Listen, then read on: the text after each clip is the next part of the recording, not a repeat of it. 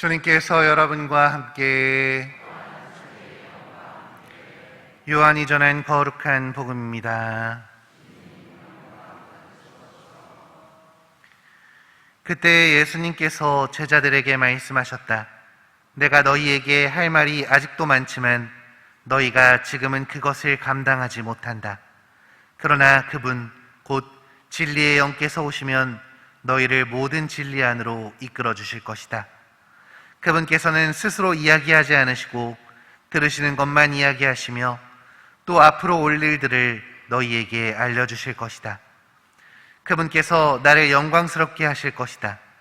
나에게서 받아 너희에게 알려주실 것이기 때문이다. 아버지께서 가지고 계신 것은 모두 나의 것이다. 그렇기 때문에 성령께서 나에게서 받아 너희에게 알려주실 것이라고 내가 말하였다. 주님의 말씀입니다.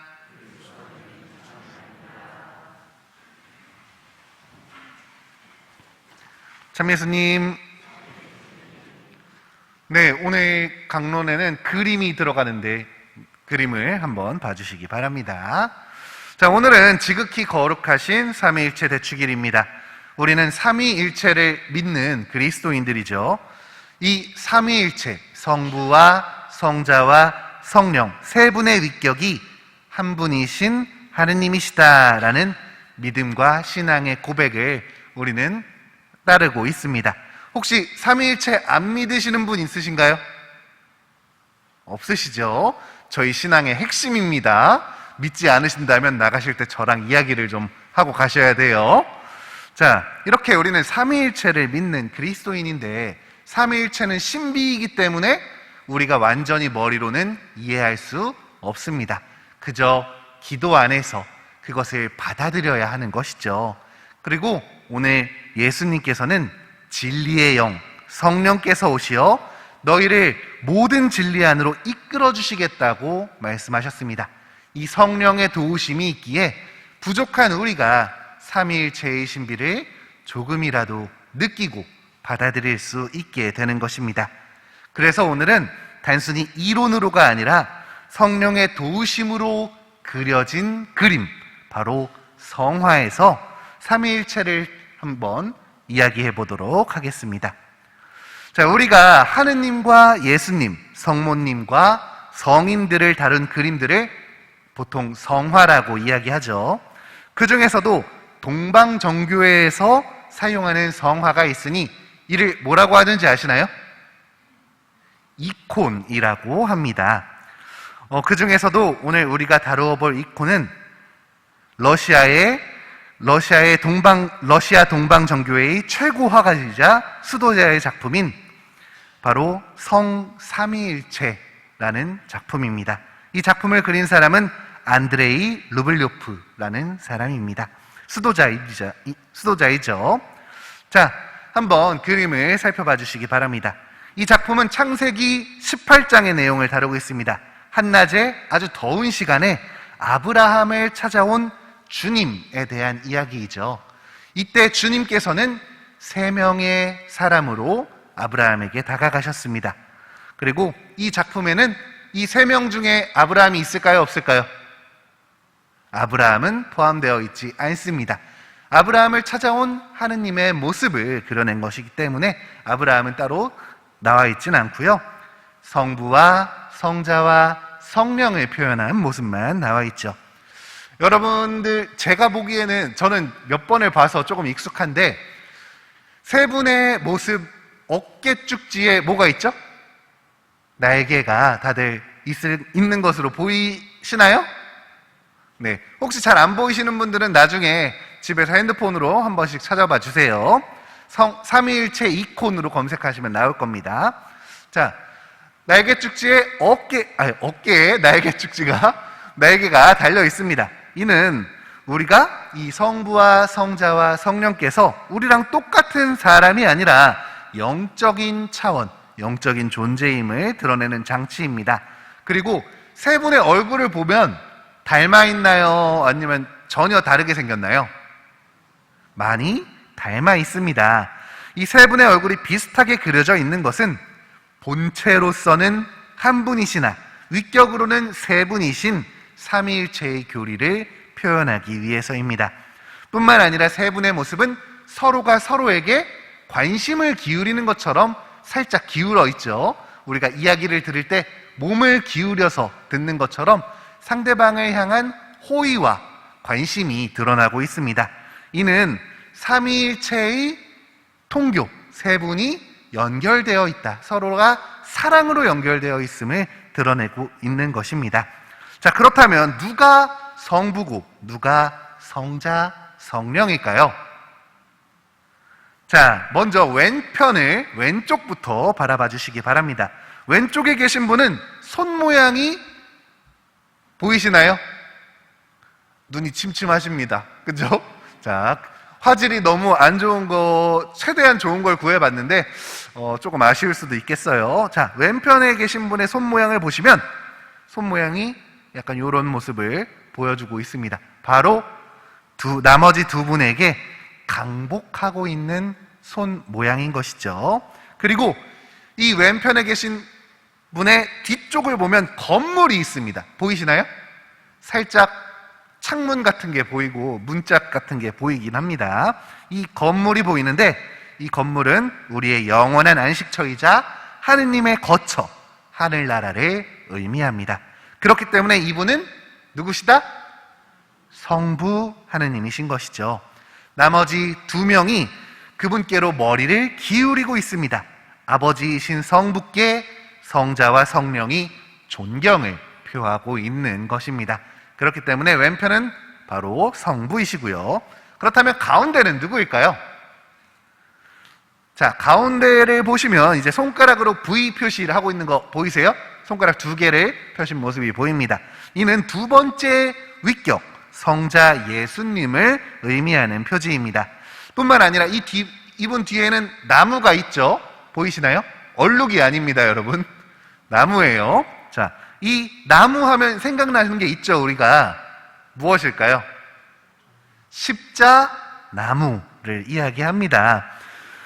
바로 이분의 뒤에 그려져 있는 나무는 예수님의 십자가 희생을 의미하고 있는 것이죠. 그리고 가운데에는 성배가 놓여져 있습니다. 당신의 몸과 피를 내놓으신 희생의 잔이 그려져 있는 것이죠. 이 희생의 잔과 일직선으로 가운데 계신 분과 연결이 되어 있는 걸 봤을 때 이분은 바로 우리의 구세주이신 예수님, 성자가 되시는 것입니다. 자, 마지막으로 오른쪽은 그럼 당연히 성령이시겠죠. 성령께서는 생명을 상징하는 녹색 옷을 입고 계십니다. 이분 뒤에는 약간 맨 위에를 보시면 하얗죠. 오른쪽 맨 위에를 보시면 하얀데 그 밑에 살짝 바위처럼 그려진 모습 보이시나요? 돌, 바위. 잘 안 보이는 거 맞죠? 네. 돌, 바위가 이게 되게 흐릿하게 그려져 있습니다. 그런데 이 돌과 바위는 이 성령께서 바로 우리 신앙의 토대가 되시는 분이다. 우리의 밑바탕이 되시는 분이다. 라는 것을 알려주고 있는 것입니다. 뿐만 아니라 성령의 손은 식탁 아래쪽 보시면 네모난 사각형 보이시나요? 보이시죠? 이 네모난 사각형을 가리키고 있는데 이 네모난 사각형은 동서남북으로 그려진 이 세상을 의미합니다. 이 세상을 하는 예수님께서 구원하셨다라는 것을 알려주는 의미에서 손으로 가리키고 계시는 것이죠. 자, 손으로 가리킨다. 오늘 성령에 대해서 말씀해 주셨잖아요. 예수님이. 그분께서는 진리의 영으로서 우리를 알려주실 것이다. 일깨워 주실 것이다. 라는 것처럼 성령이 우리에게 알려주시는 역할을 보여주고 있는 것입니다. 또 이 네모난 것을, 이 사각형을 잘 살펴보시면 안에 또 작은 사각형처럼 그려져 있는데 그것이 바로 동시에 좁은 길을 의미하고 있는 겁니다. 그리스도인들이 하느님을 따르면서 나아가야 할 길, 이겨내야 할 좁은 길을 의미하고 있는 것이죠. 자, 세 분은 모두 똑같은 색의 옷을 걸치고 있습니다. 어떤 색일까요? 파란색, 푸른색의 옷을 걸치고 있습니다. 성부 하느님께서는 안쪽에 입고 계시죠. 살짝 보이죠? 가운데 쪽으로. 그리고 예수님은 숄처럼 걸치고 계시고 성령님께서는 안쪽 옷으로 입고 계십니다. 보이시죠? 자, 이 파란색은 하느님의 신성을 의미합니다. 그런데 우리가 생각하기에는 세상을 창조하신 성부께서 오히려 이 신성이 더 잘 드러나야 되지 않나라는 생각이 들기도 하죠. 그렇다면 왜 조금만 보이는 걸까요? 왜 파란색이 조금밖에 보이지 않는 걸까요? 바로 우리는 성부 하느님을 온전히 바라볼 수가 있다 없다? 없기 때문입니다. 누구도 하느님, 성부 하느님을 제대로 본 적이 없기 때문에 그분의 신성은 감추어져 있다. 우리가 발견할 수 있는 것이 아니다라는 것을 드러내기 위한 것이고요. 반대로 예수님께서는 이제 적갈색의 옷을 입고 있고 이것은 인성을 의미합니다. 또 동시에 푸른색 숄을 걸치고 계십니다. 이 푸른색 숄이 많이 드러난 이유는 예수님께서 우리에게 하느님을 알려주셨기 때문이죠. 그분이 우리에게 온전한 하느님을 알려주셨기 때문에 예수님을 통해 하느님의 신성이 드러났기 때문에 이렇게 파란색을 많이 그려낸 것입니다. 마지막으로 성령은 파란색 플러스 녹색이라고 말씀드렸죠. 생명을 상징하는 녹색, 쇄신을 상징하는 녹색입니다. 성령께서는 하느님의 영으로서 신성을 지닌 채 생명을 주시는 분이라는 의미에서 이 두 가지 색깔로 옷이 표현된 것입니다. 자, 이 밖에도 이 작품 안에는 수많은 장치들, 하느님의 신성과 그리스도를 나타내는 것들, 그 외에도 많은 것들이 숨어 있습니다. 여기 그림을 잘 보시면 세 분이 아주 얇은 지팡이들을 가지고 있어요. 이 지팡이 역시도 권위를 상징하는 지팡이이자 나그네의 지팡이로서 그 삼위일체이신 하느님께서는 단순히 기다리고 계시는 분이 아니라 양치기들처럼 또는 나그네들처럼 우리를 향해 나아가시는 분이다, 우리를 찾아오시는 분이다 라는 것을 의미하기도 합니다. 여러분들이 찾아보시면 더 많은 내용들을 알 수 있을 것입니다. 여기 있는 우리는 이렇게 성화를 바라보고 묵상함으로써 그 안에 담겨있는 하느님의 신비를 조금씩 받아들일 수 있게 됩니다.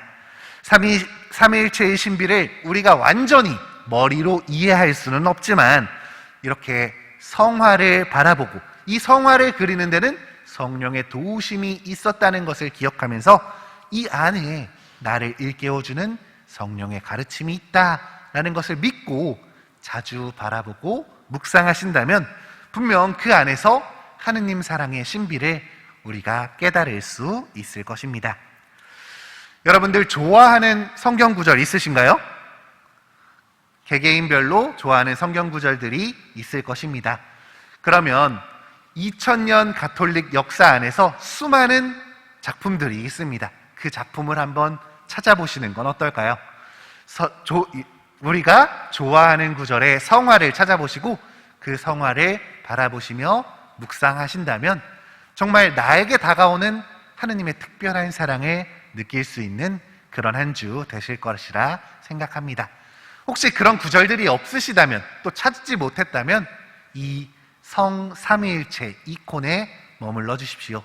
그 안에서 삼위일체의 신비를 느낄 수 있는 여러분이 되시길 저도 같이 기도하겠습니다.